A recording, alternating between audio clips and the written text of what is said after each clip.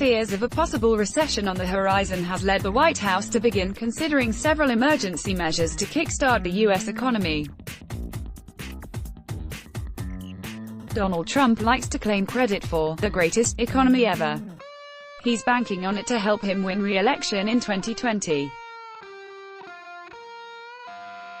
So growing concerns about a possible slowdown, or even a recession, do not sit well with the great salesman, who over the last few days has offered glowing reviews of the American economy along with his advisors. By most measures they're not wrong. America's current economic expansion is the longest in U.S. history. More Americans are in work.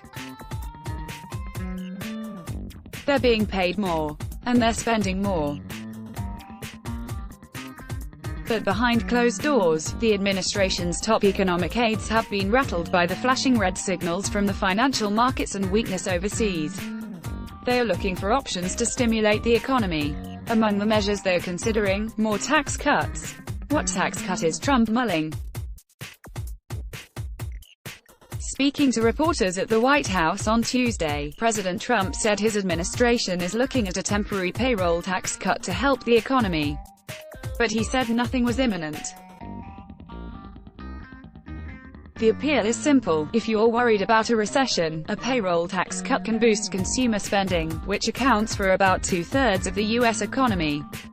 Most American employees pay a payroll tax, which is separate from their federal income tax and is used to fund health care and benefit programs for the elderly, such as Medicare and the Social Security Administration. But not everyone is convinced that is the right medicine for the patient, given that American consumers are still spending happily. Right now, investment is lagging, not consumer spending, says Kyle Pomeroy, chief economist at the Tax Foundation. As such, a payroll tax doesn't seem well-timed. He suggests that it was Trump's escalating trade dispute between China and the United States that was holding up businesses' decision-making. He might have better luck if he were to rescind some of his tariffs, which are probably causing some uncertainty for businesses and impacting investment. Has this been done before? The policy was last used during the Obama administration in the wake of the 2008 financial crisis, when it faced huge pushback from congressional Republicans. In 2011 and 2012, the former president lowered the payroll tax from 6.2% to 4.2%, immediately giving American workers more disposable income. Today the White House is nervous that something bad may happen to the economy. As an insurance policy, it now finds itself considering the same maneuver Republicans once opposed, if the mere suggestion that a recession might threaten their own election prospects is enough to send Republicans rushing to embrace an economic stimulus tool they opposed during the Obama years. That would be blatantly hypocritical and nakedly political, Steve Wamhoff at the Institute on Taxation and Economic Policy wrote in a recent blog post.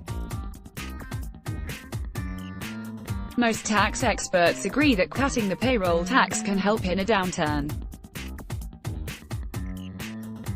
But if it becomes routine, it could raise longer-term questions about the funding for programs like Social Security, a key component of the U.S. social safety net. U.S. economy under Trump, greatest in history. And like all tax cuts, a payroll tax cut would also be costly. It would add to the deficit, but just how much? The Committee for a Responsible Federal Budget, an independent public policy think tank, has done the maths. They estimate that cutting the employee-side Social Security payroll tax by 2 percentage points for 2 years would cost nearly $300 billion, before interest.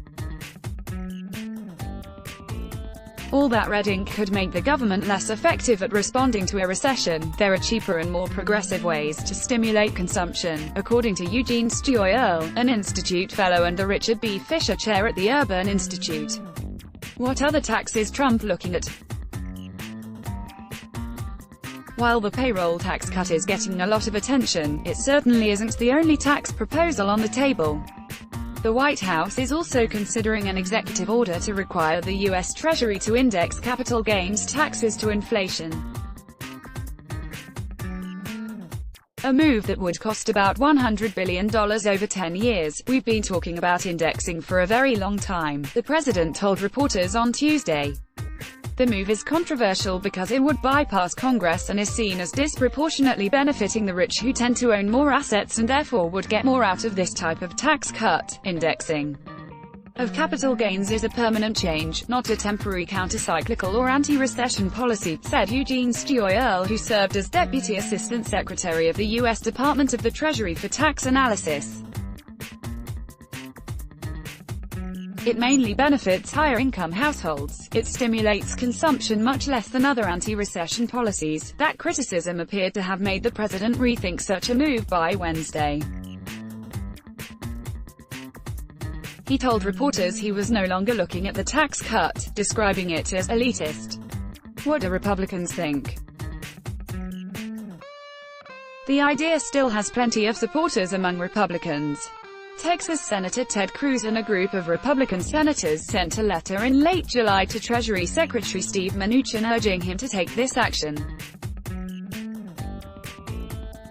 Doing so, they argued, would benefit Americans across all income levels because of trickle-down economics.